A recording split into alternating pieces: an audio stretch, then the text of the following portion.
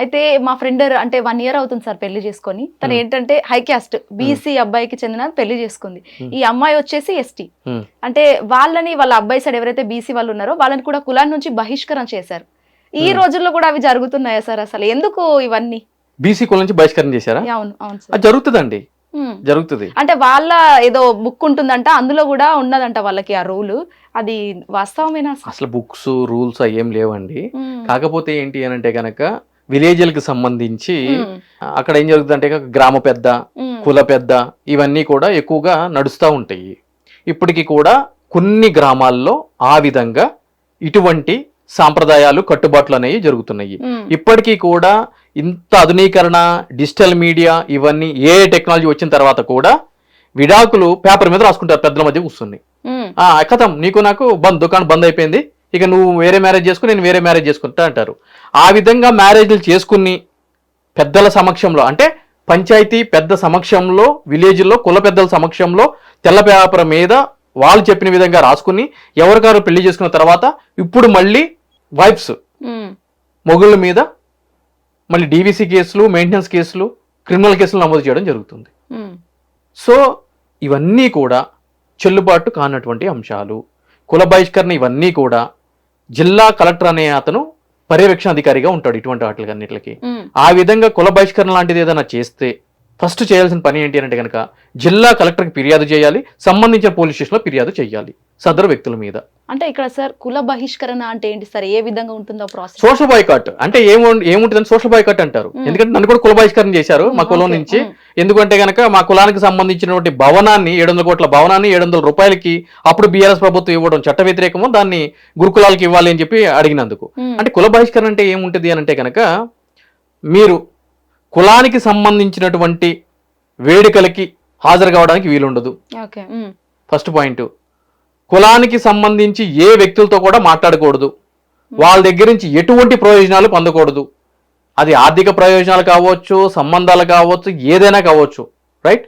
అదేవిధంగా ఒక ఊర్లో ఒకే కులానికి సంబంధించినటువంటి కుటుంబాలు ఉంటే కనుక ఆ విలేజ్లోకి రాకూడదు. ఆ విలేజ్లో ఉన్నటువంటి నీరు కానీ, గాలి కానీ, మట్టి కానీ, మట్టి తొక్కకూడదు, గాలి పీల్చకూడదు, నీరు తాగకూడదు. ఇవన్నీ కూడా కుల బహిష్కరణలో ఉన్నటువంటి అంశాలు. ప్రకృతి అందరికి సమానంగానే ఇచ్చింది కదా సార్, అవి అసలు అదేంటి మీరు వింతగా అనిపిస్తుంది మీరు చెప్తే నాకు. మీరు కొట్టండి కుల బహిష్కరణ అంటే ఏంటో. మరి అదే ప్రకృతి. ఇక్కడ ఇవన్నీ కూడా ఎవరు చేస్తారు? అవన్నీ తెలియని చదువుకోని మూర్ఖులు ఇవన్నీ చేస్తారు. అదే కదా నేను చెప్పేది. సో ఇవన్నీ కూడా కాన్స్టిట్యూషన్ అంబేద్కర్ గారు వీటిలన్నిటిని చూసిన తర్వాతే కదా రాజ్యాంగం ఏ విధంగా ఉండాలి ఏంటి అని చెప్పని ఈ రాజ్యాంగాన్ని రూపొందించింది. అది క్లియర్ గా చెప్తుంది. ఆర్టికల్ 14 కానీ, ఆర్టికల్ 19 కానీ, ఆర్టికల్ 21 కానీ క్లియర్ వైలేషన్. ఇప్పుడు నేను ఏదైతే చెప్పానో కుల బహిష్కరణకి ఇదంతా కూడా క్లియర్ వైలేషన్, ఉల్లంఘన. బట్ చేస్తారు. ఎందుకు అని అంటే కనుక ఒక విలేజ్ లో ఒక 1500 కుటుంబాలు ఉన్నాయనుకోండి. 1500 కుటుంబాలు ఒకే కులానికి సంబంధించినటువంటి కుటుంబాలు అనుకోండి. మీరు ఆ 1500 మందిని ఎదిరించి ఏం చేస్తారు చెప్పండి? ఏం చేయలేరు కదా. అదే కుల బహిష్కరణ. వాళ్ళు కూడా ఏమంటారంటే మన 1500 కుటుంబాలు ఒకే కులానికి సంబంధించిన కుటుంబాలు అయి ఉంటే నువ్వు వేరే కులానికి సంబంధించిన వ్యక్తులు తీసుకుని వచ్చి మన ఊర్లో ఎట్లా అడుగు పెట్టినిస్తావు అనేటువంటి ఒక దురహంకారం.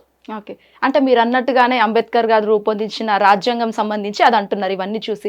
బట్ ఇక్కడ నడిచేదంట అంటే మీలాంటి వాళ్ళు అంటున్నారు రాజ్యాంగం ఏదైతే అంబేద్కర్ గారి రాజ్యాంగం నడుస్తలేదు, రెడ్ బుక్ రాజ్యాంగం నడుస్తుంది అని అంటున్నారు. ఏమంటారు దానికి? అసలు ఆర్గ్యూ చేస్తారా? రెడ్ బుక్ రాజ్యాంగం అనొచ్చు, వైట్ బుక్ రాజ్యాంగం అనొచ్చు, పింక్ బుక్ రాజ్యాంగం అనొచ్చు. ఏ లీడర్ ఆ పేరు పెట్టుకుంటే ఆ రాజ్యాంగం నడుస్తుంది అనుకోవచ్చు.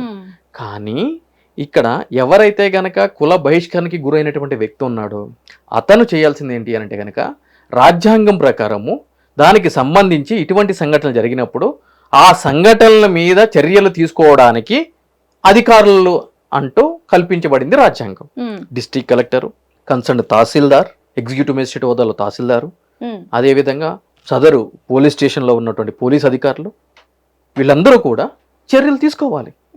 వాళ్ళకి కౌన్సిలింగ్లు ఇవ్వాలి, గ్రామానికి రావాలి, వాళ్ళతో మాట్లాడాలి. వాళ్ళు ఈ విధంగా చేయడం వల్ల ఎటువంటి ఇబ్బందులకు గురవుతారో కౌన్సిలింగ్లు ఇచ్చి అటువంటి వ్యవస్థను రూపుమాపాలి. సో దానికి కూడా ప్రత్యామ్నాయాలు ఉన్నాయి. అంటే చేసినంత మాత్రం చేశారని చెప్పి వెళ్ళి నీళ్ళ దూకమని చెప్పి ఎవరు చెప్పట్లేదు. వాళ్ళు చదువుకోని మూర్ఖులైనంత మాత్రాన బహిష్కరించబడిన వ్యక్తి ఆ విధంగా మూర్ఖుడై ఉండాల్సిన అవసరం లేదు కదా. అతను విద్యావంతుడు అయితే గనక అతను చేయాల్సిన పని అతను చేయొచ్చు. సో కుల బహిష్కరణ తావులేదు. హిట్ టీవీ యాప్, ఇందులో short news, live news, entertainment shows, movies, digital magazines తో పాటు మీ జిల్లా వార్తలను కూడా ఫ్రీగా చూడొచ్చు. ఇంకెందుకు ఆలస్యం, వెంటనే హిట్ టీవీ యాప్ ని డౌన్లోడ్ చేసుకుని ఫ్రీగా ఎంటర్టైన్మెంట్ పొందండి. Hit TV app. Hit TV app. Please download hit TV app. Hit TV app ని ఫ్రీగా డౌన్లోడ్ చేసుకొని ఎంజాయ్ చేయండి. మీకు నచ్చిన ఎంటర్టైన్మెంట్ కోసం హిట్ టీవీ యాప్ ని ఫ్రీగా డౌన్లోడ్ చేసుకుని ఎంజాయ్ చేయండి. హిట్ టీవీ యాప్ ని డౌన్లోడ్ చేసుకుని ఆస్వాదించండి, ఆశీర్వదించండి. ఇంతమంది సెలబ్రిటీలు హిట్ టీవీ యాప్ ని డౌన్లోడ్ చేసుకోండి అని చెప్తున్నారంటే ఎంత మంచి యాప్ ఆలోచించండి. అమెరికా అమెరికాలో చదవాలనుకునే వాళ్ళకి విశ్వసనీయమైన పేరు మన శౌర్య కన్సల్టెన్సీ. UK లో 1 year masters, UK లో 1 year masters, 2 years work permit up to 5 years visa. Contact Saurya Consultancy. Contact 89851 89851.